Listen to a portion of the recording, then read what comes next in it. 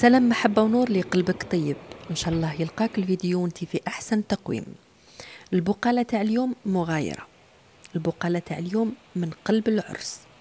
سجلت هاد اللقطات عندهم بزاف وسجلتهم على نيتكم، يعني بالنية أني نحطهم في رمضان.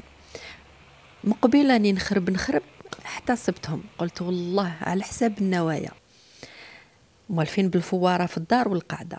اليوم من قلب العرس. إن شاء الله يعجبوكم هاد اللقطات اللي درتهم على جالكم، وإن شاء الله تفرحكم هاد البقالة. البقالة هي ارتشاء بعريق من التراث الجزائري لزين قعدات وسهرات رمضان. هي كلام الطيب أي الفال، هي ذكر الله سبحانه وتعالى، مدح النبي عليه أفضل الصلاة والسلام، كلام في العشق والغرام والغزل. اللي راي حابة بقالة على اسمها تخلي لي في التعليق هكذا باش نوجدهم لكم، سواء قبل ما يخلص رمضان ولا أو يامات العيد، هكذا باش تفرحي بربي إن شاء الله وتسعد خاطرك. هكذا البقالة قلت من قلب العرس، وإن شاء الله تعجبكم وتفرح قلبكم. ونويو وسمعوا الزغاريت. البقالة تقول: بسم الله بديت وهنبي صليت وعلى الصحابة رديت. وهاد البقالة ليك نويت وتقاسمي الفيديو مع اختك، مع حبيبتك، مع بنت خالتك، المهم تفرحوا اجواء العرس، والله يجعل ايامكم كلها فرح وسعاده وراحه البال يا رب العالمين، وربي يرد الغايب ان شاء الله. شكرا، تحياتي، مع السلامه. صح.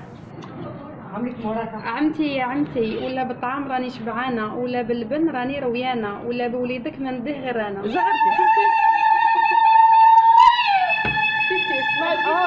معليش كيف عاوديها غير بالعقل. تمشي في الجنان وتكركر في فوقتها، والحسن والحسين على ركبتها.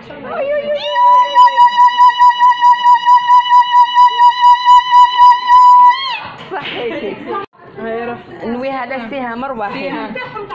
معليش ما عنديش واش نعقد ما عنديش نية برك. ان شاء الله روحي قولي.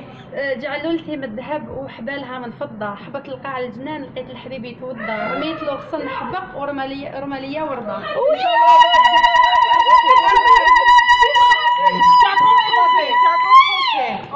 لاقوا بالكم ان شاء الله، يعطيكم الصحه وسمحوا لنا. سلامة.